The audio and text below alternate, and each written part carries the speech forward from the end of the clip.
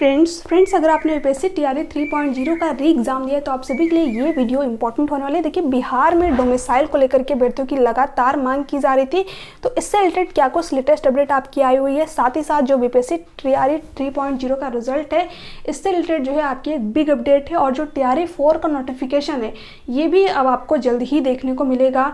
इससे रिलेटेड क्या कुछ लेटेस्ट अपडेट है और 56% दूसरे राज्य के हुए चयनित, ये क्या चीज़ है, इसके बारे में हम लोग देखने वाले हैं। और जो टीआरई 4.0 आपका होने वाला है, क्या इसमें अदर स्टेट के जितने भी अभ्यर्थी वो बाहर हो जाएंगे, यानी कि फॉर्म फिलअप नहीं कर पाएंगे, तो सब कुछ डिटेल में आज की इस वीडियो में हम लोग देखने वाले हैं।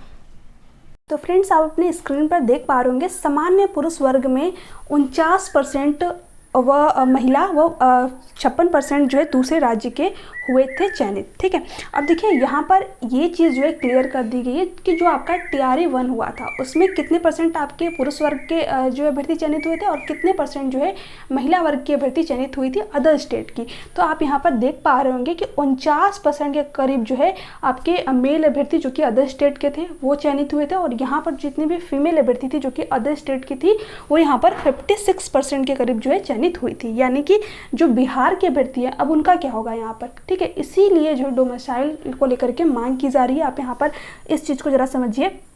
यहाँ पर जो सीट है उसको जो है 2 पार्ट में डिवाइड किया गया है। आपका जो 50% सीट है वो तो महिलाओं के लिए, जितने भी बिहार की जो है फीमेल अभ्यर्थी हैं उनके लिए आरक्षित कर दिया गया है।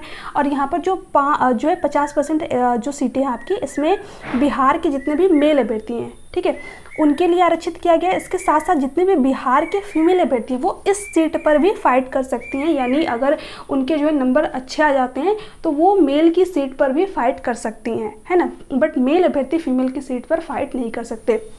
अब देखिए, ये तो बात हो गई फीमेल लोगों की। और जो 50% सीटें जो कि बिहार के मेल अभ्यर्थियों के लिए, इसी में आपके जो है अदर स्टेट के फीमेल भी आ जाती हैं, अदर स्टेट के मेल अभ्यर्थी भी आ जाते हैं। यानी आप किसी भी कैटेगरी से हैं, जब आप बिहार के अंदर जो है फॉर्म फिलअप करते हैं तो आप वहाँ पर जनरल के अंदर ही काउंट होंगे और आप सभी जो है इसी के अंदर आ जाएंगे। जो ये 50% सीटें हैं, इसमें बिहार के मेल अभ्यर्थी भी, अदर स्टेट के मेल अभ्यर्थी, अदर स्टेट के फीमेल अभ्यर्थी और जितनी भी कैटेगरी हैं, आप सभी जो है जनरल के अंदर ही काउंट होंगे और आप इसी के अंदर जो है आ जाएंगे। तो यहाँ पर अब खुद सोचिए, जो ये 50% सीटें हैं, इसमें से भी आपका जो 49% है वो जो है जो दूसरे राज्य के मेल अभ्यर्थी हैं वो यहाँ पर जो है सिलेक्शन उनका हो जा रहा है। इसके अलावा जो 56% सीटें उसमें जो है महिलाओं का सिलेक्शन हो जा रहा है। तो आप खुद सोचिए कि बिहार के जो मेल अभ्यर्थी हैं वो कहाँ पर जाएंगे, है ना। तो इसीलिए बिहार के अभ्यर्थियों के द्वारा लगातार डोमिसाइल नीति की मांग की जा रही है। और देखिए, एक चीज़ यहाँ पर ज़रा और समझिए, ये चीज़ आपका टीआरई 2.0 में भी हुआ था और जो टीआरई 3.0 आपका हुआ था, ठीक है, इसमें भी ये चीज़ आपको देखने को मिलेगी। क्यों? क्योंकि ये आपका एग्ज़ाम हो चुका है, जो इसकी आंसर की और रिजल्ट भी आपको जल्दी देखने को मिल जाएगा। इसके बारे में मैं अभी आप लोगों के साथ में डिस्कस करूँगी, ठीक है। तो इसमें भी ये चीज़ देखने को मिलेगी।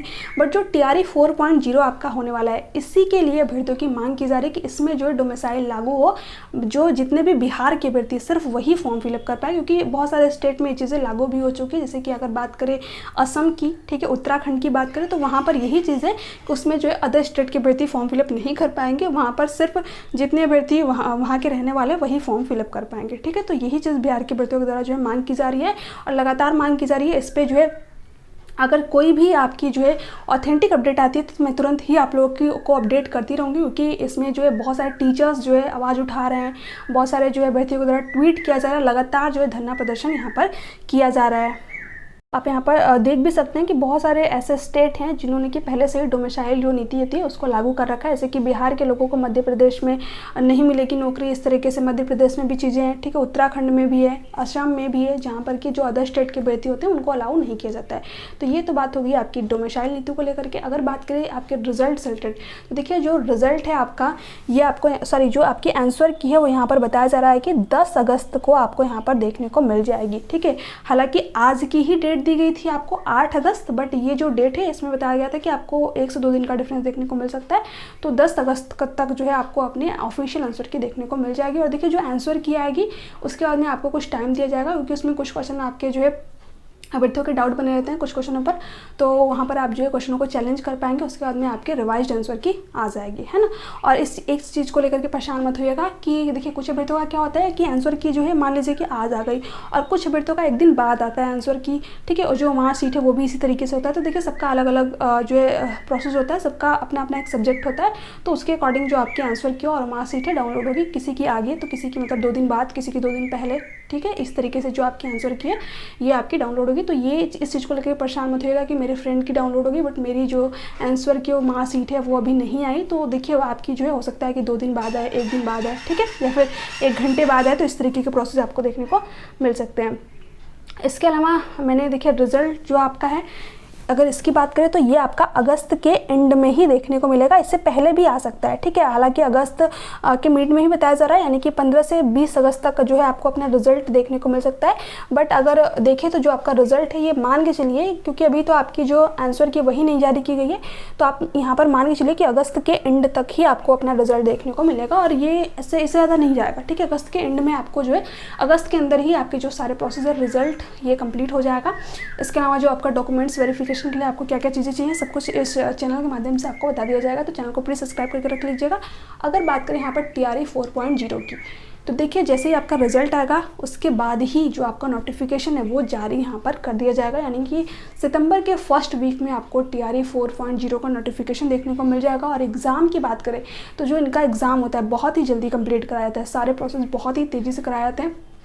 तो आपको अभी से अपनी तैयारी जो है शुरू कर देनी है। अगर आपके सीटेट में 90 नंबर हैं तो ठीक है, जितने भी अदर स्टेट के अभ्यर्थी हैं, जितने भी बिहार के रहने वाले हैं तो उनको यहाँ पर रिजर्वेशन मिला हुआ है। अगर उनके 82 नंबर भी हैं और वो मेल जो है अभ्यर्थी या फिर फीमेल अभ्यर्थी हैं या फिर किसी भी कैटेगरी से हैं, तो आप वो यहाँ पर फॉर्म फिलअप कर सकते हैं, सिर्फ जनरल अभ्यर्थियों को छोड़ के। जितने भी जनरल अभ्यर्थी के जितने भी जनरल कैटेगरी के अभ्यर्थी, उसमें से भी कौन, मेल अभ्यर्थी, ठीक है। जितने भी जनरल कैटेगरी के अभ्यर्थी हैं और मेल अभ्यर्थी हैं उनको यहाँ पर 90 नंबर चाहिए। अदरवाइज़ जो है अगर आप OBC कैटेगरी से हैं, मेल हो या फिर फीमेल हो, इसके अलावा अगर आप जनरल कैटेगरी से हैं और फीमेल है तो भी आप 82 नंबर पे फॉर्म फिलअप कर सकती हैं। और जितने लोग यहाँ पर बिहार के हैं उनके बारे में बात कर रही हूँ, ठीक है। और जितने भी SC और ST कैटेगरी के लोग हैं तो उनको यहाँ पर थोड़ा सा एक्स्ट्रा रिजर्वेशन मिला हुआ है, उनका 75 नंबर पर ही यहाँ पर क्वालिफाई माना जाता है, यानी कि 75 नंबर पर ही जो है ये लोग यहाँ पर फॉर्म फिलअप कर सकते हैं। और जितने भी अदर स्टेट के अभ्यर्थी हैं वो किसी भी कैटेगरी से हो, मेल हो फीमेल हो, कोई फ़र्क नहीं पड़ता, ठीक है। आपको यहाँ पर आप सभी जो है जनरल के अंदर ही काउंट होंगे, आपके 90 नंबर होने चाहिए। तो अगर आपने ये गलती कर दी है कि आपके 90 से कम नंबर थे और आपने जो है फॉर्म फिलअप कर दिया है बिहार में, तो देखिए अब आप अपने जो रिज़ल्ट है वो आपका जारी होगा। ऐसा नहीं कि आपका रिजल्ट नहीं जारी होगा, बट जो आगे के प्रोसेस है वो भी आपका कंप्लीट हो जाएगा, बट बाद में जो आपका नियुक्ति पत्र है वो रिजेक्ट कर दिया जाएगा। तो प्लीज़ अभी से जितने भी प्रोसेस है आप उसको छोड़िए, अपने TRE 4.0 की तैयारी कीजिए। अगर आपके सीटेट में 90 नंबर आ गए हो तो, बट अगर आपने 82 पे फॉर्म फिलअप किया हुआ है तो जो आपका सिलेक्शन है वो वहाँ पर नहीं होने वाला है, ठीक है।